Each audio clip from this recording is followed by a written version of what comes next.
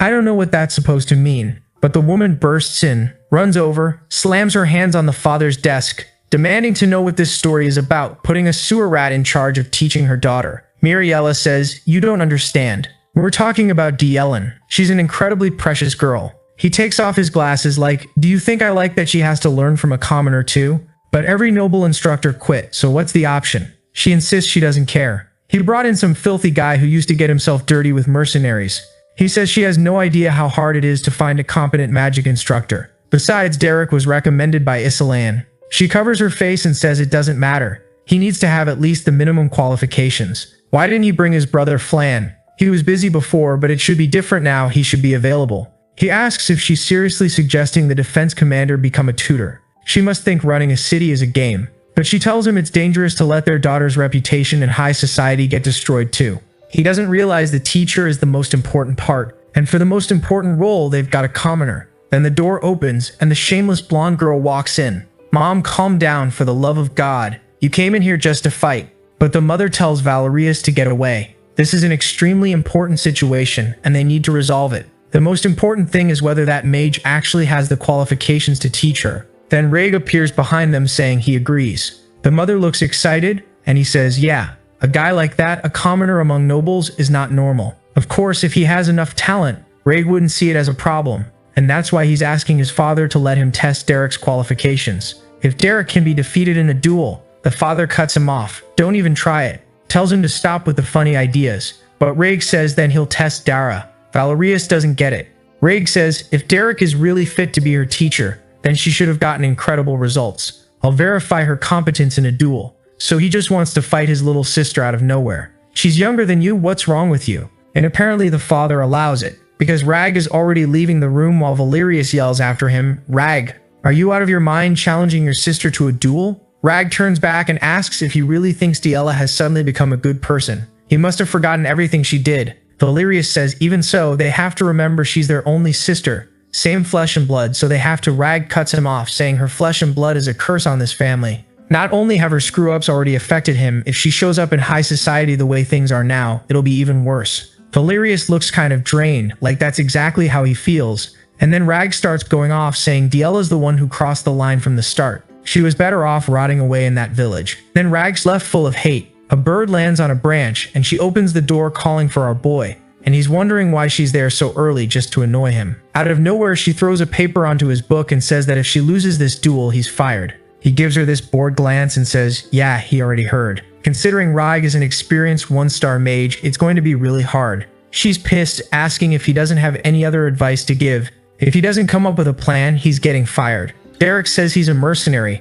He gets jobs and finishes them for money, nothing else. And as far as payment goes, he's already been paid more than enough, so he's not that interested anymore. She can't believe it and asks if he's serious. A week goes by. Banner up, we're in the arena. Blazing sun like 70 degrees and everyone's dressed for winter. The protagonist is over in the corner like some abandoned cat going, "Oh, you're here, your majesty." But the father's only noticing how weirdly calm the kid looks. Keeping your nerves under control in a situation like this makes it pretty clear he's not someone you can take lightly. He's not the one who's about to get beat up and lose the girl, whatever. He wouldn't care either. Meanwhile, Rag is trying to build hype by fighting his own little sister. It's the most embarrassing thing, climbing into that arena talking about how he's going to destroy her completely and make her regret everything. And she's walking up too, suddenly looking like Little Red Riding Hood. Flashback. She asks if he really doesn't care what's going to happen. He says she must have noticed her mana growth is on the right track. Even if she still can't properly use level 1 magic, it won't take long. She should remember she still has Duplain blood. She doesn't get what he means. He tells her to remember what he already said. For someone who learns the wild way, personal study is what matters, not someone else handing you knowledge. She suddenly breaks down crying like she's losing it, while he doesn't seem to care much. Looks like she got sad because she knows she's not a good student, but she still wanted to keep learning magic with him, not with just anyone. Then the protagonist comes in trying to talk with that little bit of swagger, saying sure he might not know noble duel etiquette. He's never been in one of those, but he knows exactly how to win a fight, because he was a mercenary. He's basically offering her a way to fight without mana, I think. And she starts remembering everyone trashing her, calling her a spoiled brat, which is completely true. I'd be one of those people too, talking trash about her. But she's locked in, and my hate for her is giving that girl strength. So here we are. She shows up in her little red look, probably hiding something. The story says that today she wasn't a Duplain anymore, she was just Derek's student, a mage walking her own path. Next chapter, the big banner goes up again. She steps up face to face with Reg. Dylan does the duel introductions. The obvious rule, whoever gets beat up and cries loses. So let's start, no stalling. But not before they learn about the protection circle, an accessory that activates right before the wearer takes fatal damage and cancels the opponent's magic. So that's what nobles use to duel. The protagonist never imagined they'd waste something that rare just to play pretend. Since it lasts 10 minutes, Reg wants to finish before that. And there he is, the guy beating his sister to look cool, throwing out a bunch of glyphs. I can't understand any of it. Her cape flutters, arm up, a little orb gathers. Reg thinks it's a shame, but he'll have to send her back to that place. Goodbye, Diella. He sends a wind slash at her. She just stands there and does something nobody's seen before. One step to the side and she dodges. Clean. Even crazier is Rye going, how did she get out of my attack? He fires 2 more. But now the girl's moving like she's in the Matrix, slipping left and right. Derek notices Rye has some talent, but he fights like a total newbie. He's burning a ton of mana just to bend the spell's trajectory and try to land a hit. Meanwhile, Diella is just putting up Frozen-style walls. Rye isn't impressed, calling them ridiculous tricks. If one orb doesn't work, what do? Summon 3. That's the solution. He's gonna blow her up in one go and end the duel. From behind the ice, she remembers the protagonist saying, a mercenary's combat is different from a noble's. There's nothing fair or proper. The goal is winning. It has nothing to do with what you practice. And you might even get criticized if you win like that. But it's her only chance. Does she want it or not? She says yes, and we're back with Little Red. Riot keeps throwing his Wind Moon combo and keeps missing. Unbelievably. The story says there are mercenaries who always win even with less power. Because they don't fight duels, they fight wars. Riot keeps redirecting, but she keeps dodging. And the story says people who've been in war know how to use every advantage, including the battlefield. To stay alive, they did whatever it took, even exploiting an opponent's carelessness. Another one of his attacks slams into a pillar. Dela looks like she's getting a little tired, but Raig is getting angrier and angrier. And then he decides it's the end for her. He sent a spinning one from behind. It hits dead on. Smoke everywhere. The protagonist doesn't react at all while the mother screams, "My daughter. You know this is happening because of you, right?" She's telling the butler to stop it now. The girl's going to die, but the father tells her to sit down. The fight isn't over. She says it's insane. Dela just took a full magic hit. He says she has to be fine because her accessory didn't activate. Meanwhile, he watches the protagonist and says he didn't even blink. Like, how would you see that when he's facing away from you? Oh, he's at an angle. Okay. He's impressed the protagonist is that calm. Does he have some master plan? Honestly, I don't know what's more cringe, the king thinking the protagonist is amazing because he's calm, or Raig trying to look cool by beating his sister. Raig is sure she took that wind blade, so where is she? He got distracted. Look where she is. She jumped down onto the platform, almost got skewered in the butt. He backed off because survival instincts kicked in. Then he notices, wait, she's attacking me from under the platform. By the rules, if you're off the platform, you lose, but the butler says no, she's still in the arena.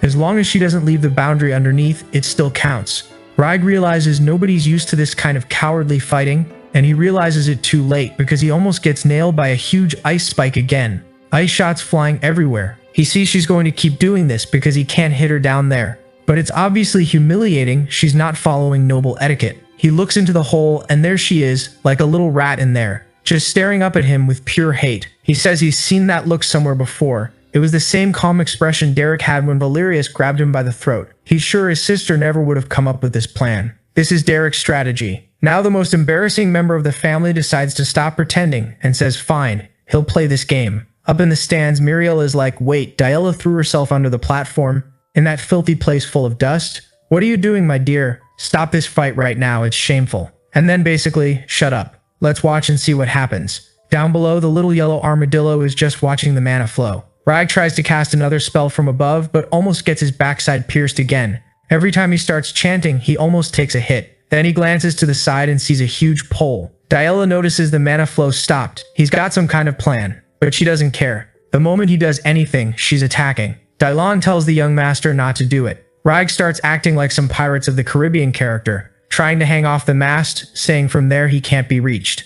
From up there, he says, there's only one option left. He casts a spell saying the whole platform is going to be destroyed. But his shot hits the pillar. Derek is confused. Things start breaking. The pillar starts falling. Oh, okay, he's making the whole pillar collapse onto the platform. Great, that'll kill his sister too. And even crazier, the mother is worried about Raige. Yeah, she really loves her daughter. Smoke, dust, and in the middle of it, you can see that rat-like face. Raig starts preparing, casting another one of those arrow shots the protagonist used back in Chapter 0.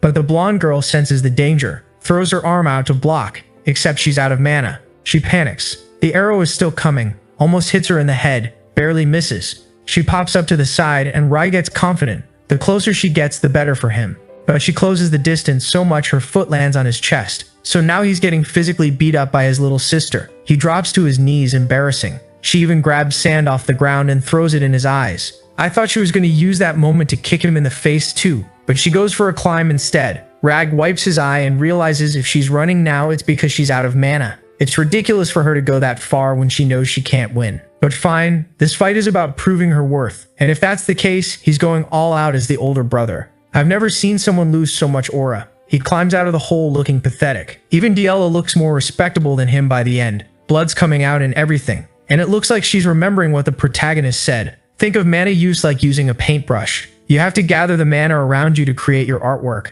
That's what they call magic. She's there, moved by a few crooked words from that idiot. She closes her eyes to focus, energy swirling around, repeating to herself, mana is the paint and magic is the brush. I can feel mana flowing into my hand, and that's what I'll use to create my art. She's forming a spear. Delon and the mother are shocked that's first star magic. And Raig goes, "You really did it, Diella." No idea if he respects her or if he's furious. The spear forms in front of her, and he's casting something too.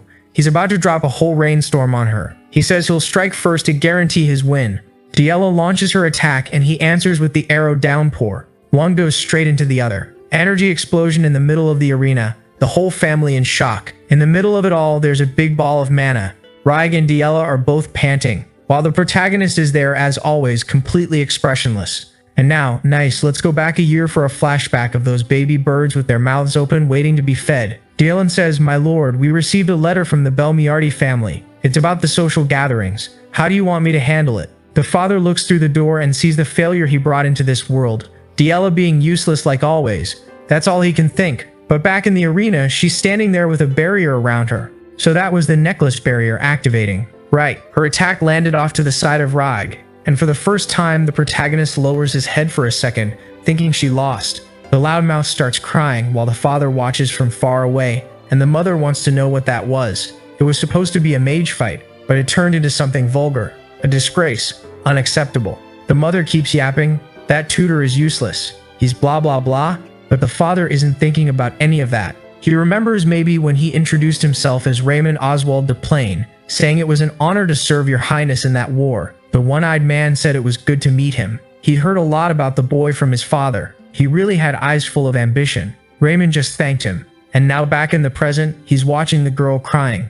What is he seeing himself in her? Ah, okay. He's noticing that her gaze has gotten stronger. While the maids crowd around the girl asking if she's okay and saying they should take care of her, she just slaps them away and walks off. She goes up to Raig with 0 aura, and he only says she actually fought pretty well. Seriously, that's it. He says just that, and she keeps walking. The maids try to take her back to her room, but she heads off somewhere else. She goes to find the boy Derek, who as always just stares at her with no expression. Then she puts a hand to her face, starts crying, and says she lost. She even apologizes to him. So is he going to be a decent guy, or is he going to be some cold Sigma type? He stands up and says it's fine. Losing is part of it. Frustration is nothing but a step toward getting stronger. And oh my god, she cries again. Stop crying, girl. You already lost. Everyone knows that's enough. Come on, protagonist. Slap her like you did on the first day. Then her mom shows up. Oh my daughter, your knee. Diella, look at you. You've been through so much. It's okay. We'll treat your injuries.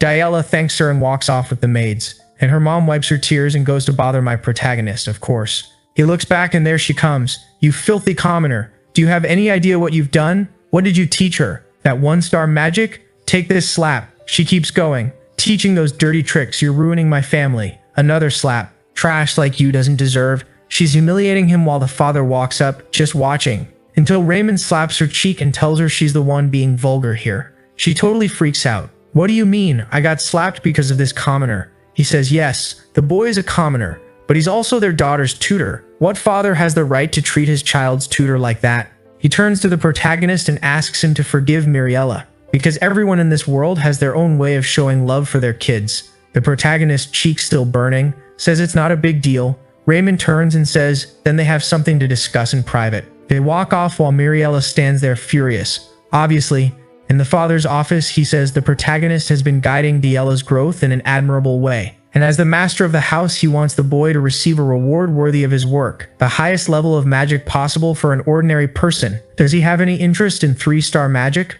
The protagonist thinks this guy is saying exactly what he wants to hear. That's the little talent of a 5-star mage. But the protagonist doesn't know what he's really aiming at, so he won't miss the chance and says, sure. But then the guy basically baits him. You taught her that level 1 magic well, but that's nowhere near enough for high society. The protagonist shuts that down. I know, but there are plenty of people in Duplain who can teach her. She learned the basics. Now she just needs to keep improving. Raymond says he doesn't want an instructor for her. He wants a master. And the boy is carrying an ambition that ordinary people shouldn't even be allowed to have. He needs to understand how insulting that is to nobles. Raymond was letting it slide because Derek is talented. Hold on. Raymond understood that the protagonist wants to go beyond 4 stars. The kid dreams big, and that made the protagonist scared? I don't get it. Then Raymond says if the boy has intentions like that, he can't stay in this place for long. Thanks. Let's get out of this house already. I'm tired of this annoying blonde girl. Let's go help Big Sis. Right away, Raymond asks if he's ready to leave. The protagonist says yes. Raymond replies that his ambition is obvious, but he still needs to teach Diela a little more. So the whole conversation loops back around to Raymond offering the 3-star book again. Same bait as the next chapter. Anyway, he accepts, and here we are. He opens the door, walks down the hallway, grabs a book, and flips through it. Curious. He's shocked because ordinary people can spend their whole lives trying to get a 2-star book like that old guy who got beaten and died at the start. Meanwhile, this library is packed with 3-star books. At least that's finally a reason to be in this mansion. Pauline, the little blonde friend, must be missing him, the idiot. She'd lose her mind if she found out he's in a place like this. Next scene, this annoying girl is feeling herself because now she's a 1-star mage. Just like us, the protagonist doesn't care. She keeps pestering him. I'm an amazing student. I reached a new level. How can you not care? He stays uninterested, says it's good she recovered, and now they can go back to training. Also, next time she fights, it'd be nice if she didn't cry so much. She sits down awkwardly and says it was dust in her eye, and she only got dust in her eye because she thought the protagonist would get kicked out after she lost. He ignores it again and just says, good. Since you're motivated, let's move on to the next lesson. Big Head gets excited and says they'll focus on new 1-star spells. She wants to learn human arrows, some kind of enchantment, ice spears, ice rain. But he says, like always, it'll be mana manifestation. She asks why. Weren't they going to learn 1-star stuff? He says, yeah, 1-star mana manifestation. It's the most important foundation. She gets disappointed, says fine, if he says so. Now that I think about it, have you seen that meme about the performative man? The guy who goes to Starbucks and sits there with his hand on his chin reading a book so girls think he's intellectual. The protagonist is exactly like that. And it's funny, before she used to throw water on him and insult him, but now she's all obedient. Still, she's kind of upbeat, saying it's fine if he says it's the next step she'll practice. And she does. Night falls and she's exhausted. He comments that he heard she's going to be really busy. Sergei says she'll have noble lessons now too. Etiquette stuff. He says she should be excited. Now that she reached 1 star, she'll finally get the real education nobles receive. She starts listing it. Botany, sewing, history, etiquette, foreign languages. Oh my god. Honestly, if I were her, I'd be furious too. Why learn all that? You could learn, I don't know, fireball, ice wall. Way cooler. She basically says that to the protagonist, and he says then she can do that, just learn magic. Since he's hired for a while, she has the advantage of being able to blame everything on him. She thinks it's risky because even if her father acknowledged the boy, her mother will keep causing problems, and sooner or later he'll be kicked out. He says he still can't understand why her mother wants her to be weak. Diela explains her mother is probably afraid she'll become a mercenary. That duel proves she's not following the noble purpose. Nobles are supposed to follow. The protagonist says if that's the case, it's really easy to shut her up. Just make it so she can't complain. Next scene, the ownerless little goat is walking through the mansion, thinking about our boy, furious at that poor broke mercenary. She's already imagining her daughter turning into a mercenary, killing pigs, cursing at everyone. She's so rattled she can barely think straight. Then suddenly her daughter calls out to her. Muriela braces herself to see the little gangster the boy created, but instead she finds, oh my god, a super noble, adorable little girl. That's basically it. But now we're in the next chapter where someone's having tea. Someone says the last time they saw Lady Asilin, she looked discouraged. Asilin asks what's wrong and apologizes. And I can already see a new redhead showing up in this series. Her name is Alente, the second daughter of House Belmiardi. Is this another talentless dummy for our performative protagonist to teach? Alente says she heard Asilin saved someone outside the noble districts. Asilin, looking all sweet, explains yes. She went to find a tutor for her younger sister. Alente thinks that's weird. Like she personally went to find a tutor? How? So it must be someone incredible if she went that far herself. But who knows? My god, there's a white-haired Diella version there too. Denise, second daughter of House Belthus. No way a man designed these women. I'm realizing now I think I fell into a trap. I think a woman designed these girls. It's way too noble girl coded. For a second, I'm like, am I reading a romance right now? What is happening? Anyway, let's keep going. I'm already here, only 2 chapters left. Let's see what happens. But if you think about it, the protagonist killed 2 goblins at the start of the series, and that's it. Denise asks how Diella is, and Asilin's like, she's amazing. My little sister has grown so much. She even awakened the first circle, she's so elegant. Denise listens and makes mental notes, because she knew Diella was the daughter they were hiding. Now she's curious, and now she calls up the next little victim, asking, so you found an incredible tutor? Asilin says yes. He doesn't have noble status, but his skill is exceptional. It was totally worth going all the way to that mercenary group in the city of Beldam to recruit him. The 2 of them are basically just filing that away, trying to figure out who this weirdo is. And Alente can tell something is really off. Supposedly Diella made every tutor run away, so much that the last one who taught her cried from emotion about how kind she was. Alente smiles and says she wants to know the name of this magical tutor. Yes, please teach the old mom already. Enough teaching kids. She says if he's that talented, he'll definitely become famous one day. So she wants to know his name before everyone else does. Islin gets all emotional and says the incredible boy's name is Derek. Back with Diella, she's lying to her mom saying the protagonist taught her etiquette. Sure, basically every question her mom asks, Diella answers, I learned it from Derek. I learned it from Derek, while thinking, that damn kid. A while later, her mom is outside like, that cursed girl. How many times is she going to say that name? I don't know what that bastard did, but this isn't right.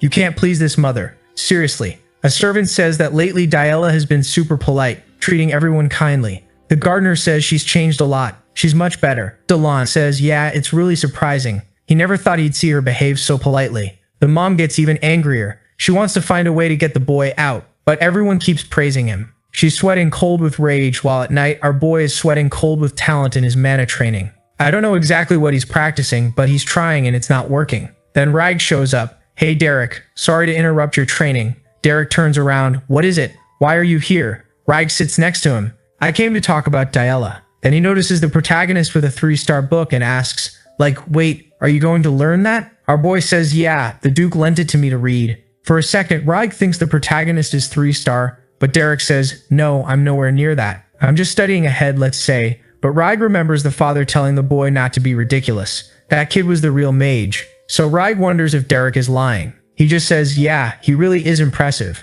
Then the protagonist asks, so why are you here? You want to talk about the young lady? Rag is kind of awkward because he tried to put on an aura act in front of his sister and got beaten. So he wants to give her a present and asks if he should like sew a doll. Remembering Valerius's talent, Derek says no way. Rag gets embarrassed and says he figured, yeah, it's a terrible idea. Since Derek's there, Rag says he'll go train. But they end up walking together and suddenly Rag says he wants to thank him. The atmosphere in the house has improved a lot. Even Valerius seems more focused on taking care of the territory, so their father is proud and excited. Derek says it's hard to understand what Raymond is thinking. Rag says yeah, he agrees, and he also realized he has to accept that people can change, especially when they're young. He should have noticed that earlier, but he ignored it. He thanks Derek again, and Derek is as always like, okay, thanks, completely indifferent. Rag is praising the way Diella casts spells, saying it looks like a paintbrush, and the protagonist notices this guy can really pick up on details. Nobles really are different. Next day, we're fixing the annoying little blonde's hair. She's all happy thinking about Derek, and then the flower drops to the floor. She freezes, starts crying. The protagonist says that's exactly what she heard. Unfortunately, he doesn't have anything else to teach her. We're so sad you're leaving this sweet blonde. Yeah, sure. Next chapter, he's talking to her dad, and the guy goes, did you notice your daughter comes from the roots of savagery? Even among talented people, she was strong. And that's why if I keep influencing her, I'll end up limiting her. Basically, since she needs to learn naturally, he can't keep shaping her too much. Raymond replies like, okay, so the kid's saying there's no reason to stay here anymore. The protagonist says yes. A second of silence. Then Raymond stands up, walks to the window and says, it's fine. Thanks to him, a lot has changed. His daughter finally managed to grow. He, who's always been swallowed up by everything in that territory, failed at being a proper father. But now he feels relieved. He asks when Derek is leaving, and Derek says when Iselin comes to visit next time, he'll catch a ride with her. Raymond doesn't hesitate for even a second. Give me the bookstore key back now. The protagonist's like, alright, I'll return it and the grimoires too. But weirdly, Raymond says he doesn't need that. He only wants the key. The protagonist thinks it's strange that Raymond's letting him keep the grimoire. And honestly, same. Then Raymond says he's free to go. The protagonist doesn't say much, thanks him, and that's it. Walking down the corridors. That's when he runs into Diella again. She's like, you showed up out of nowhere and now you're leaving out of nowhere too? He says there's nothing they can do. She gets all sad and just asks him, please don't go, stay a little longer. But the protagonist steps closer, crouches down like he's 6 meters tall, practically eye level with the window, and says he has to go back to the mercenary life he's always lived. He'll keep studying magic, and she has to keep studying her magic too, and establish herself in noble society. Maybe someday they'll meet again. And if he's stronger then, maybe he can teach her something new. She's sad but admits that like always he's right. But at night that oxygen-wasting mess is in bed, miserable, remembering the humiliation she takes from the narrator's nobles. Everyone's like, you're the shame of Duplain for the love of God. She jolts awake shaking and the maid runs in asking what happened.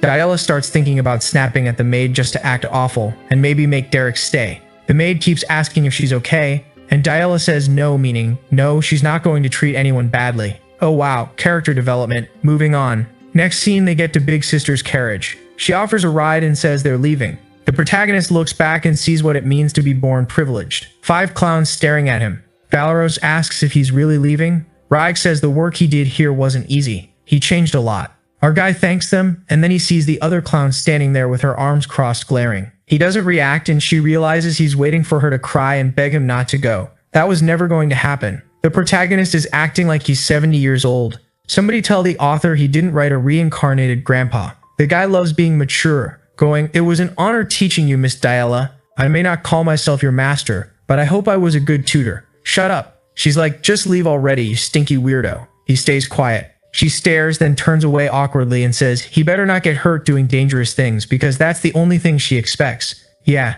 Derek, go do something dangerous. Go hunt a dragon. Go get injured. He tells her to be careful too, but she says she's an adult and can handle herself. He remembers saying the same thing. Then he remembers his tall little mentor, Katya, hugging him and telling him to think about what he's about to say because he's probably going to repeat it now. Like there's no reason to rush into being an adult. Diella gets all teary and soft, calls out to him and waves goodbye, totally emotional. Anyway, I was roasting him for being a sewer rat, but look at that, we're back, Ratatouille on the ground. We're in Ebelstein's commercial district. Boom, someone gets punched in the face. The protagonist walks into the bar, the guys are laughing, talking about getting someone killed. Who is it? It's Pauline, smiling at him and he smiles back. Next scene, they're looking at something. Dude, is this a 12-star book? And the protagonist goes, show some respect. This one's 3 stars, okay? They're like, are you serious? Like he's lying. So he stole it from the Grand Duke. The protagonist says, no, I got it as a gift. Pauline's like, no way. Now the bastard's lying. Like they'd hand over a 3-star book just because he was an instructor. Apparently he told the whole story, I guess, because it's later at night. The protagonist asks if there are any requests, any commissions. Jaden answers, are you out of your mind? You just got back and you're already looking for work? He says he wants an easy subjugation job. His instincts are getting rusty. He had to play the proper guy for days reading little books. Jaden says, if that's the case, he should remember they're always short on mages around here. Of course there's work. Derek says, perfect. He'll be back tomorrow. Next scene, Pauline in the carriage, an orc coming up behind her, but it's already dead on the ground. Then they go kill some spiders. Got it. When it's the noble girl crying and walking around in dresses and having tea, we get 35 panels. Now that the protagonist is out here hunting and killing spiders, it gets summarized in 2 frames. Alright, artist message received. Pauline goes to sleep, and the idiot wakes up in the middle of the night to practice magic. He's trying to make a tiny little iced popsicle, but it explodes. No idea what's happening. He's exhausted. His hand's bleeding. He says he understands most 2-star spells now, but the wall to 3-star is way bigger than he expected. Daytime, afternoon, snowing, nighttime. Then the protagonist comes back with Pauline looking completely wrecked. Seriously, you let her get that filthy? Protect her. Jaden says it's insane they're climbing hot mountains in weather like this, but he just tells them to hurry up and come warm up because it's freezing. Meanwhile, some guy is laughing, saying they're idiots for trying to work in this weather. Then Jaden says, alright, enough suffering. Tomorrow is a rest day. Also, a request came in that's perfect for Derek right now. Since snow makes hunting harder, something came in that pays well and is easy, even if it's annoying. Looks like it came from another mercenary group on East Street. He's probably heard of the Belmiardi family. They're looking for a commoner to do magic combat training. Basically, they need someone to get beaten up. He just goes there, takes a few hits, comes back, gets paid. That's it. We arrive in the Noble District, at the training arena. And there she is, Alente, the redhead, asking who she's training against today. Lamphead says they brought in a little commoner boy. She's confused. Wait, you want me to beat up some rat-eating beggar? The old guy says it's part of her training. Plus, they're paying the boy well, so she can practice however she wants. No need to hold back. Alente asks if her training is just beating up poor people because she's a noble. The old guy tells her to stop thinking like that. Either way, it's good to know the boy can use 1-star magic. Alente says she doesn't care. She can use 2-star, so this is going to be ridiculous. The difference is like heaven and earth. While the tough guy putting on her boot, someone approaches. Yeah, come over with that smug face so you can eat a fireball. Hold on. She asks if he's the commoner who's going to get beaten up today. He stands up politely. Yes, my name is Derek, she says. She's Alente, while thinking she's heard that name before. Lamphead tells them to get into the arena, and she thinks it's weird. He looks younger than her. They face each other. She stretches while the protagonist stays calm. She asks if he at least knows basic magical duel etiquette. He says he's used to the fundamentals. She says fine. Then he should resist as much as he can, and she'll try to end it as fast as possible. She thinks it'll be easy. Shockwave, push him out, done. But then the protagonist lightly builds up aura. Tell me how much you want me to resist, and I'll match it. She's like, what the hell are you talking about? He says, I want to know how much you want me to resist. I'll adjust so I'm useful to you.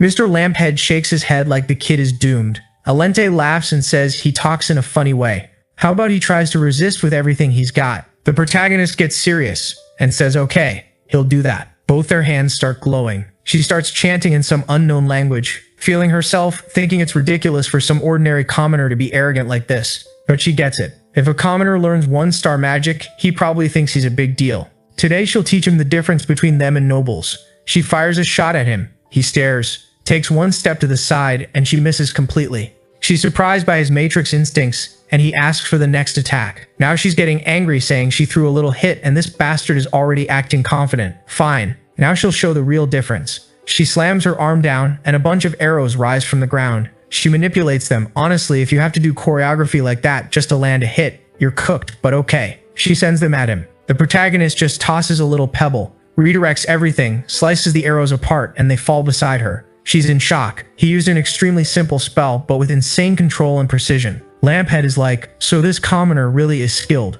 No wonder they say he's a veteran among mercenaries. That lights a fire in her. She says fine, she underestimated him, and she's building aura too, a bunch of flaming arrows. The protagonist realizes she changed strategy. She's not just trying to hit him, she's trying to wreck the whole arena so he can't stay inside it. Honestly, not a bad plan. She throws her hand up and rains a billion arrows down on him. He knows he can't dodge that, so he raises a barrier and tanks it. Explosion, smoke, and there he is, untouched. But then surprised, she rushed in to stab him with a magic lance. At that range, there's no time for a barrier and no room to dodge. He thinks her talent is insane. But then flash, he hits her with a flashbang right in the face. She's stumbling, can't see anything, black and white, chaos. Where is he? Something passes close to her face. She didn't hear anything and doesn't know where it came from. Her vision starts coming back and she sees the protagonist flicking little crystals. She almost gets hit again. Then she realizes when he used the flashbang, he also cut her hearing for a second. The only reason she didn't take that hit straight to the head is because he held back. He keeps conjuring crystals and throws 2 at her.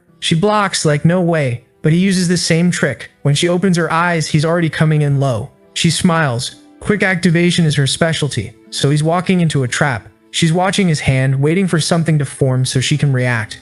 But when he steps down, she takes a step back, and it's his foot that activates, lightning bursting under his boot. She watched his hand too much and forgot to watch his feet. She almost ate a thunderstrike, had to defend, and gets blasted back. Lamphead is stunned. This kid has something off about him. He fights in a wild way. People who follow normal rules can't react to it. The protagonist barely met the redhead and already has her on the ground panting. She says he's interesting at least. As always, he doesn't react. Now she walks up and says she'll be honest. She thought he was mediocre, someone who talks big but is nothing. But she saw the truth. She bows and says he showed her interesting things, and she wants to thank him. And wow, she's sneaky. She says that and stomps, sending lightning. But don't try to farm aura off my performative boy, because he just stretches out his arm and redirects her thunder right back at her. When you get distracted, leaning to the side, he approaches again, gives you a stare.